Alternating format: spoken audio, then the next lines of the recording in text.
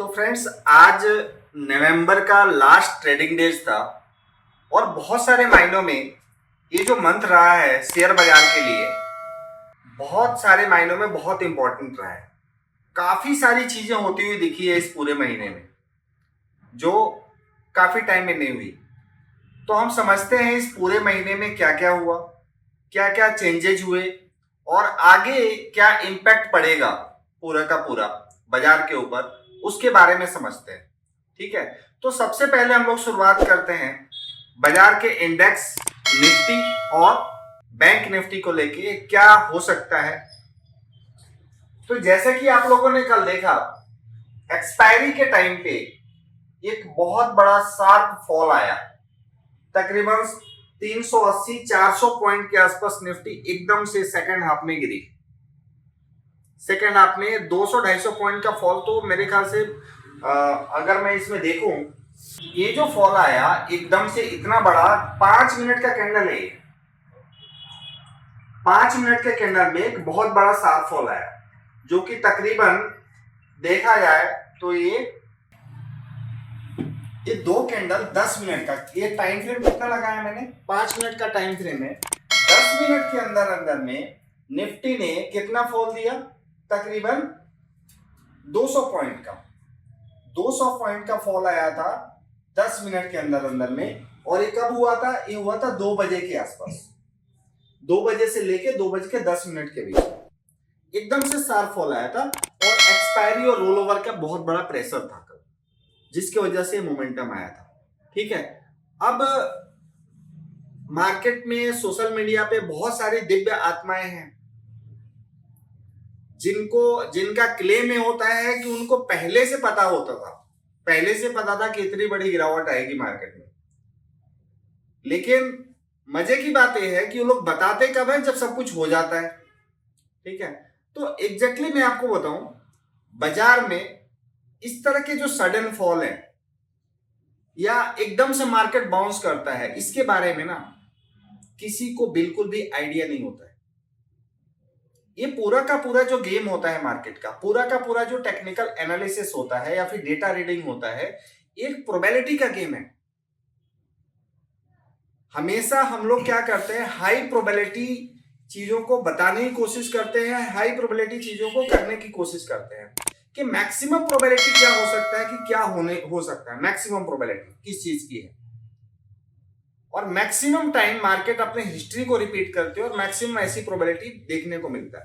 ठीक है, तो ये रही कल की बात। अब आज एक बहुत बड़ा रिस्क था कल इतनी बड़ी गिरावट के बाद। वो रिस्क क्या था मैं आपको बताऊं कि निफ्टी ने ऑलरेडी कल एक इतना बड़ा फॉल दिया। कल की इतनी बड़ी गिरावट के बाद, जो कि ऑलमोस्ट जो निफ्टी ने तीन दिन का जो रेंज बनाया हुआ था, उसके हाई के आसपास से जो बड़ी गिरावट आई, इस गिरावट के बाद कहीं ऐसा तो नहीं कि एकदम से और बड़ा फॉल आ जाए, निफ्टी दोबारा से अपने लो रेंज को टेस्ट करने चली जाए। तो ये एक बहुत बड़ा चैलेंज था आज के लिए। लेकिन हुआ क्या कि आज जो आप फॉर्मेशन देख रहे हैं कैंडल का, open is equal to low बना। Open is equal to low मतलब जहां खुला बाजार की जो ओपनिंग हुई, यहां पे आप देख सकते हैं, ओपन हुआ आज 23,927.15 और एग्जैक्ट वही लो रहा आज का। तो जब एक सस्टेन कर गया 15-20 मिनट, तो ये एक तरह से कंफर्मेशन आया कि बाजार आज गिरने के मूड में नहीं है और एक अच्छा खासा रिवर्सल आया। ऑलमोस्ट कह सकते हैं कि कल जो गिरावट आई थी उसके 50% से ऊपर, कल जो फॉल आया था अप्रॉक्स उसके 50% से ज्यादा का आज रिकवरी आ गया मार्केट में। तो यहां पे इंडेक्स ने एक राहत की सांस ली गिरावट से। ठीक है, क्या ये आगे सस्टेन करेगा, आगे क्या हो सकता है। न्यू सीरीज आज स्टार्ट हुई है, बहुत सारी एफएंडो की 45 स्टॉक ऐसे हैं जो कि फ्यूचर में न्यू एंट्री हुई है उनकी, जिसके बारे में आज हमने लाइव सेशन भी किया। अगर आपने लाइव सेशन वाला वीडियो नहीं देखा तो एक बार जाके आप देख सकते हैं। उसमें पूरा का पूरा हमने मार्जिन डिटेल बताया हुआ है, लॉट साइज बताया है कि किसका कितना लॉट साइज है, कौन कौन से 45 का स्टॉक है। ठीक है, अब हम देखते हैं कि इस पूरे एक महीने में हुआ क्या। उसके लिए हमने यहाँ पे मंथली चार्ट ओपन कर दिया। अब मंथली चार्ट में आपको क्या देखने को मिल रहा है, अक्टूबर मंथ जो था फुल बेयरिश था पूरा का पूरा। नवंबर मंथ का मंथली चार्ट जो है एक रिवर्सल कैंडल पे स्टिक पैटर्न बना हुआ है, जिसको आप अगर थोड़ा सा ये हाई इग्नोर करें तो आप हैमर भी बोल सकते हैं, स्पिनिंग टॉप या डोजी टाइप कैंडल भी बोल सकते हैं, मतलब स्मॉल बॉडी कैंडल बना है। कैंडलस्टिक पैटर्न में इस कैंडल को रिवर्सल कैंडलस्टिक पैटर्न बोलते हैं। यानी मार्केट में पूरे महीने में, इस महीने अक्टूबर में जो गिरावट आई उसके बाद वो गिरावट कंटिन्यू नहीं रही है, मार्केट ने रिवर्स करने की कोशिश करी है। और जो क्लोजिंग दिया आज क्लोजिंग बहुत इंपॉर्टेंट हुई। मंथली चार्ट में आप देख रहे हैं ये जो जोन बना हुआ था, देख रहे हैं आप, जिसमें पिछले मंथ बाजार ने सपोर्ट लिया था, इस महीने भी इसी जोन के ऊपर क्लोज करने की कोशिश करी निफ्टी ने। इस पूरे महीने के चार्ट में निफ्टी ने इसके ऊपर बंद किया। यहां से एक प्रोबेबिलिटी बन रही है कि मार्केट में हो सकता है, मैं बार बार बोल रहा हूं प्रोबेबिलिटी, हो सकता है, आप इसको डेफिनेट मान के मत चलो, हो सकता है कि आने वाले महीनों में मार्केट में एक अच्छा खासा अप मूव देखने को मिले। ठीक है, इस टाइप की प्रोबेबिलिटी एक देखने को मिल सकती है। दूसरी चीज और क्या हुआ इस नवंबर मंथ में, तो सेबी का एक सर्कुलर आया था। उस सर्कुलर में जितनी भी वीकली एक्सपायरी थी, आप देख रहे थे कि बहुत ज्यादा वीकली एक्सपायरी थी ऑप्शन में, वो सारी की सारी वीकली एक्सपायरी सेबी ने बोला कि एक एक्सचेंज केवल एक ही इंडेक्स का वीकली एक्सपायरी रख सकता है, बाकी सारे जो वीकली एक्सपायरी का काम चल रहा था, या सीधे तौर पे बोला जाए तो ये जो पूरा का पूरा ऑप्शन का सट्टा चल रहा था रोज का हीरो जीरो, वो पूरा का पूरा रोज का हीरो जीरो क्लोज कर दिया एक्सचेंज ने।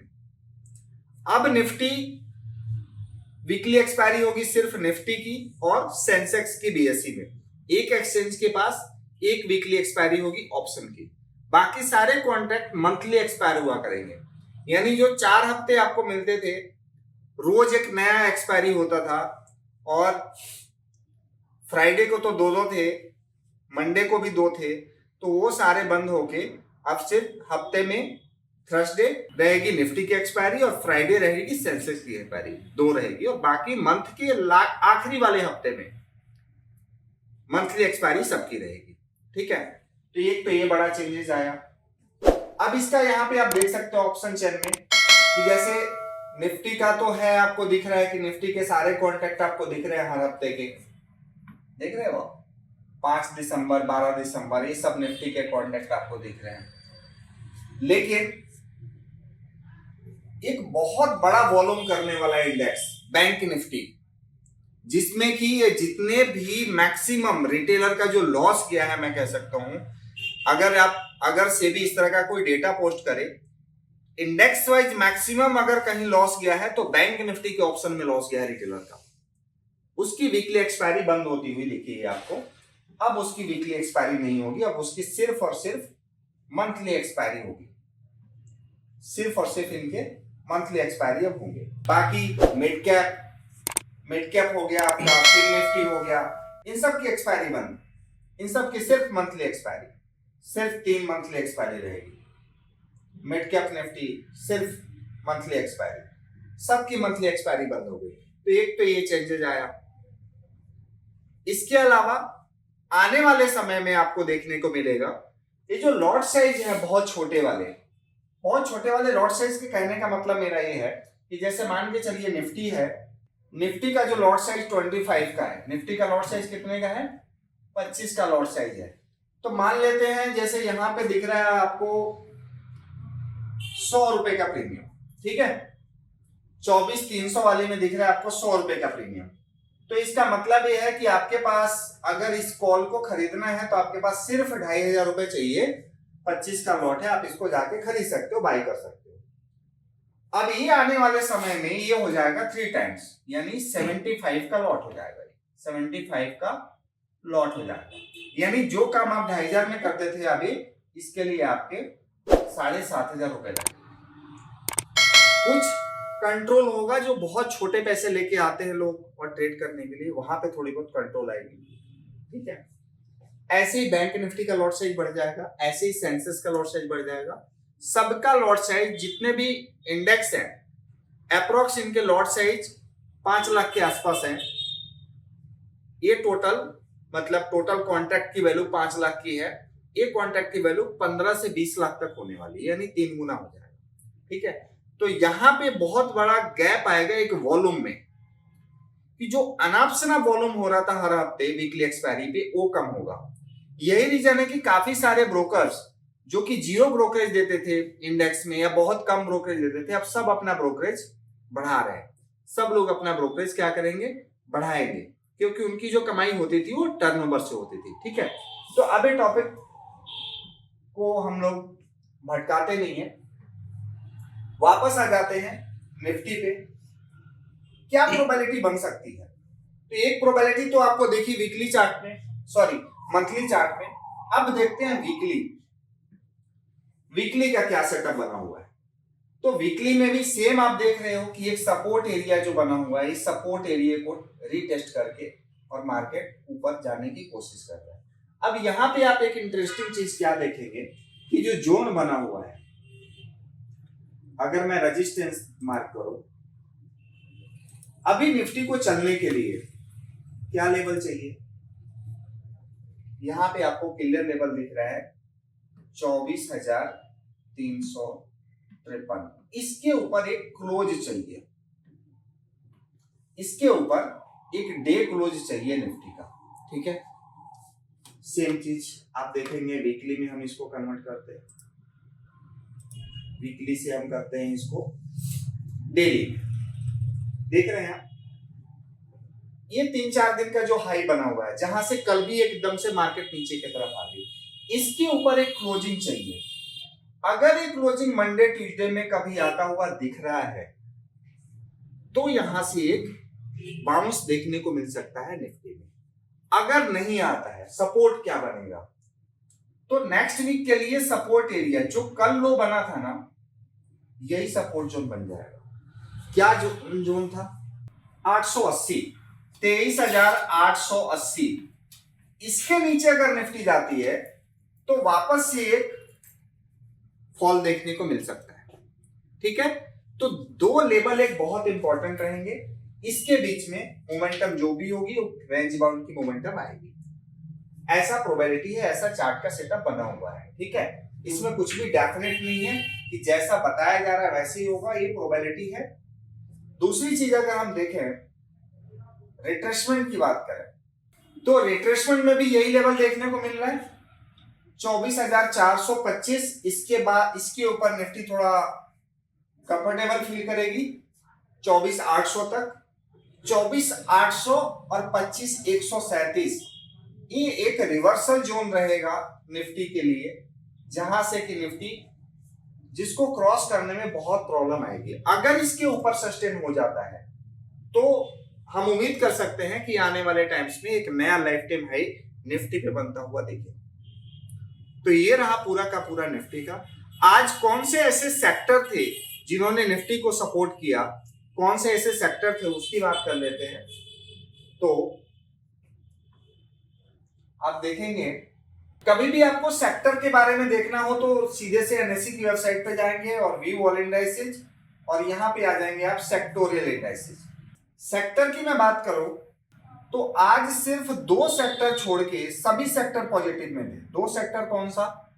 एक तो डाउन था पीएसयू बैंक का सेक्टर, दूसरा डाउन कौन सा था? पीएसयू और रियल्टी। निफ्टी रियल्टी सेक्टर और निफ्टी पीएसयू, ये 2 सेक्टर आज डाउन थे। इसके अलावा सबसे ज्यादा जो सपोर्ट देखने को मिला वो मिला कहां से? निफ्टी फार्मा से। फार्मा सेक्टर ने काफी अच्छा सपोर्ट किया निफ्टी को, तकरीबन 2.5% के आसपास। हेल्थ केयर भी 2% के आसपास पॉजिटिव था। इसके अलावा मीडिया पॉजिटिव था, आईटी सेक्टर भी प्लस में था। आईटी के स्टॉक कल काफी गिरे थे जिसकी वजह से निफ्टी में शार्प फॉल आई थी। और निफ्टी ऑटो सेक्टर भी 1% के आसपास प्लस में था। तो ये सारे सेक्टर आज बाउंस करते हुए दिखे। तो आने वाले वीक में भी हम देख सकते हैं कि ये सारे सेक्टर आने वाले वीक में इनके स्टॉक बाउंस कर सकते हैं। आप नॉर्मली इन सारे स्टॉक सेक्टर पे क्लिक करोगे तो आपको टॉप स्टॉक दिख जाएंगे। फॉर एग्जांपल जैसे मान के चलिए मैं फार्मा पे क्लिक कर देता हूं, तो फार्मा सेक्टर में जो टॉप आज दिख रहे थे, सबसे ज्यादा जो गेन किया वो टोरेंट फार्मा था, जो कि टॉप गेनर था फार्मा सेक्टर में। फिर डिविस लैब, एल्केम, नैटको फार्मा, ये सारे शेयर्स थे जो कि अच्छा खासा परफॉर्म किए आज। ठीक है, तो इसको आप जाके देख सकते हैं अगले हफ्ते के लिए, एक बहुत अच्छा इनमें चाल दिख सकता है। ठीक है, इसके अलावा अब देख लेते हैं बैंक निफ्टी की क्या कंडीशन थी। तो बैंक निफ्टी में भी जैसा कि आप देख रहे हैं यहाँ पे एक रेजिस्टेंस जोन बना हुआ है। ये लेवल क्या है, 52,700 का लेवल है। इसके ऊपर अगर निफ्टी क्लोज देती है, जो कि कल लगभग हाई रिटेस्ट किया था और वहीं से फॉल आ गया था, इसके ऊपर क्लोज जरूरी है। अगर इसके ऊपर क्लोजर आता है तो एक मोमेंटम देखने को मिल सकता है। और रिट्रेसमेंट का भी ये लेवल देख सकते हैं, 61.8% का रिट्रेसमेंट लेवल है, जो कि गोल्डन रेशियो बोला जाता है फिबोनाची में। ठीक है, तो इसके ऊपर अगर बैंक निफ्टी सस्टेन करती है तो बैंक निफ्टी में अच्छी चाल देखने को मिल सकती है। इसके अलावा अगर मैं बात करूं बैंक निफ्टी के मंथली चार्ट की, तो मंथली चार्ट में बैंक निफ्टी क्या है, एक रेंज में, एक दायरे में कारोबार कर रही है। क्योंकि इसमें जो मेजर वेटेज वाला स्टॉक है एचडीएफसी बैंक, आपने देखा होगा हाल ही में उसने लाइफ टाइम हाई बनाया नया। इस वजह से बैंक निफ्टी में एक अच्छा खासा रिवर्सल देखने को मिला। ये सपोर्ट एरिया बना हुआ है बैंक निफ्टी के लिए, जो 50,000 का लेवल है, 50,000 मंथली चार्ट में सपोर्ट जोन बना हुआ है। और ऊपर रेजिस्टेंस जोन इसका 52,500 के आसपास इसका रेजिस्टेंस जोन बना हुआ है। इसी चीज को आप वीकली में देख सकते हैं कैसे दायरे में कारोबार हो रहा है। इसी बीच जीडीपी के आंकड़े आए आज, और आंकड़े क्या आए हैं, क्वार्टर 2 के 5.4%, जो कि पहले क्वार्टर से भी कम है। पहले क्वार्टर का जो आंकड़ा था जीडीपी का इस फाइनेंशियल ईयर 24-25 का, वो 6.7% था, अभी उससे भी कम आया है। ठीक है, और अगर कंपेयर करें प्रीवियस ईयर का सेकंड क्वार्टर का, तो प्रीवियस ईयर सेकंड क्वार्टर का जीडीपी के आंकड़े बहुत अच्छे थे, जो कि 8.1 थे। और लगभग पूरे साल जो जीडीपी का ग्रोथ रहा वो 8 पॉइंट्स के आसपास ही रहा है। ठीक है, तो इस साल अभी जीडीपी के आंकड़े थोड़े से वीक होते हुए दिख रहे हैं इंडियन इकोनॉमी के। ठीक है, तो आने वाले समय में, आने वाले वीक में इसका भी इंपैक्ट हमें देखने को मिलेगा, क्या पड़ता है मार्केट पे। ठीक है, और ग्रोथ अगर देखा जाए तो 23-24 का जो ग्रोथ रहा है मार्केट का, उसके हिसाब से देखा जाए तो इस साल 24-25 के फाइनेंशियल ईयर का ग्रोथ थोड़ा सा तो कम रहने की उम्मीद जरूर है। क्या मोमेंटम रहता है, ये सारी चीजें हम लोग आने वाले वीक में, आने वाले टाइम देखेंगे। ठीक है, तो आने वाले टाइम में दोनों इंडेक्स में मुझे बाउंस देखने को मिल सकता है। मुझे ऐसा लग रहा है कि प्रोबेबिलिटी, मैक्सिमम प्रोबेबिलिटी है एक बाउंस देखने को मिलेगा। ठीक है, तो आने वाला वीक हो सकता है कि एक अच्छा खासा पॉजिटिव मूव लेके आए। ठीक है, क्योंकि आज क्लोजिंग बहुत अच्छी हुई है मंथली। अब देखते हैं क्या होता है, मंथ का स्टार्ट मंडे को कैसे होता है। जैसा भी होगा हम लोग अपडेट करेंगे आपको। चैनल के साथ बने रहिए, ज्यादा से ज्यादा आप शेयर करते रहिए चैनल को, जिससे कि लोगों को एक जेन्युइन नॉलेज मिले, सीखने को मिले। ठीक है, बाकी अगर कोई भी अगर आपको इंफॉर्मेशन चाहिए तो कमेंट सेक्शन में जाके आप कमेंट कर सकते हैं, हमारी टीम से कांटेक्ट कर सकते हैं, हम पूरा का पूरा आपको सपोर्ट करेंगे। मेरा सिर्फ एक ही चीज रहेगा आप लोगों का कि आप कोशिश कीजिए, अगर आपको नहीं आता है सीख के कीजिए, कहीं से भी सीखिए। फिर भी अगर समझ में नहीं आता, नहीं सीख पाते हैं, टाइम नहीं है, तो बेटर यह है कि आप इन्वेस्टमेंट पे जाइए बजाय कि ट्रेडिंग करने के। और ऑप्शन, इंडेक्स ऑप्शन की ट्रेडिंग, ऑप्शन की ट्रेडिंग से तो बिल्कुल दूर रहिए, क्योंकि वहां पे मैक्सिमम चांस है कि आपका पैसा जाएगा।